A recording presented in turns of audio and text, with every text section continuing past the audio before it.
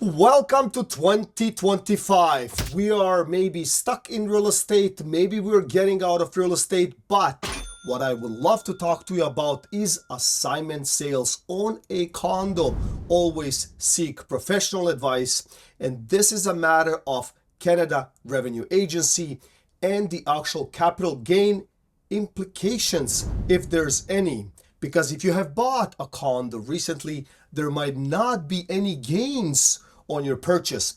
But I have read an article, and I will share my screen from a gentleman out of British Columbia, Vancouver, and I was actually blown away what is happening.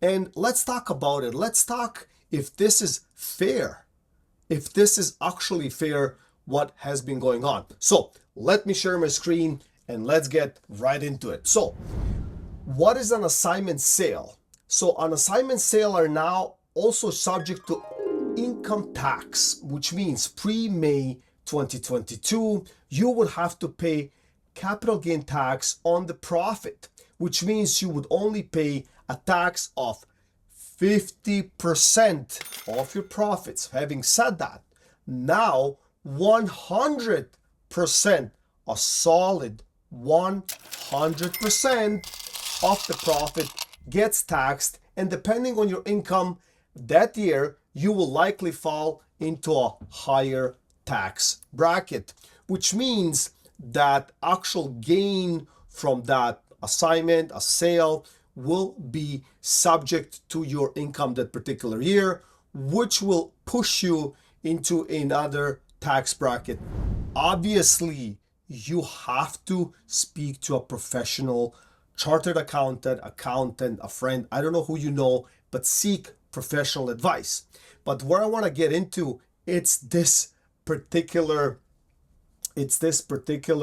news article that I found online. So let's get right into it. BC, so British Columbia, man who flipped 14 homes in 4 years is fined $2 million for tax evasion. $2 million. So he flipped 14 homes. So let us read further. Now it says here, a serial property flipper in British Columbia has been convicted of tax evasion and fined more than $2 million for failing to report nearly $7.5 million in earnings. Congratulations, $7.5 million. This man went off the hook. Think about it. 14 flips, right? Now, the Canada Revenue Agency says in the statement that Balkar Bhullar, I hope I'm pronouncing it right, of Richmond in BC was given a conditional sentence of 2 years, less than a day on December 19th, and fined about $2,150,000, matching the amount of unpaid federal income tax. So now the question here is it fair? I mean, how many people have reported these gains on their income tax?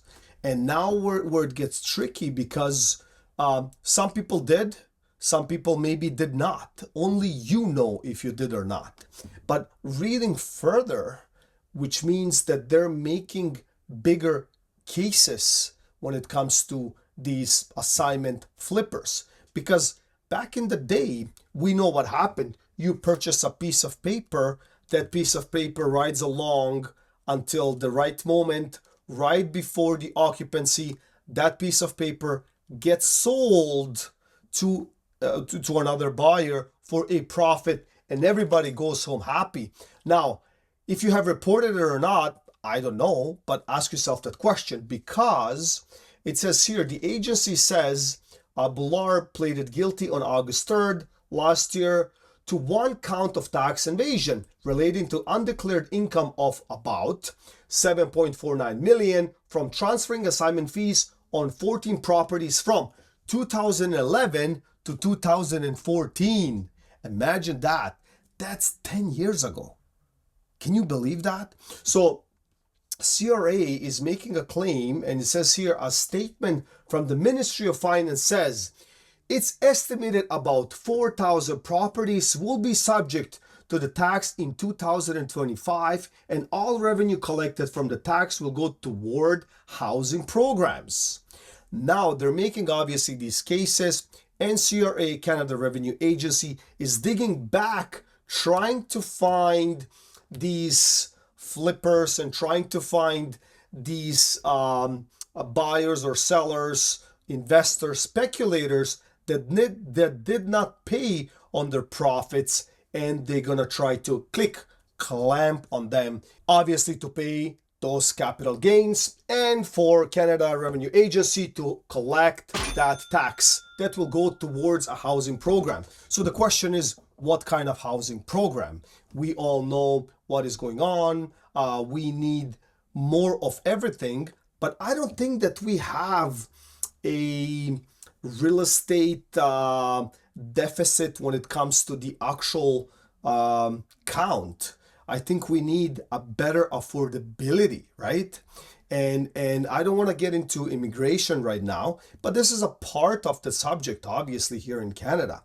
And now the immigration that has been coming to Canada, are they coming for the right reasons? I understand everybody's coming to Canada for one reason or another, whether it's schooling, whether it's this, whether it's that, but are they contributing to our economy in the way they're supposed to? I mean, it's not the question. I'm not speculating. I don't know much about it, but we know what's going on. So the big question, or the answer is, they're not contributing to the actual real estate that we would like to, or that we're assuming they should, or it is what it is what it is here. So all I'm trying to say here, that in British Columbia, I think it will rub off to Ontario, obviously to Toronto and Toronto GTA, because we're a huge market like Vancouver in British Columbia, and they will start clamping on that.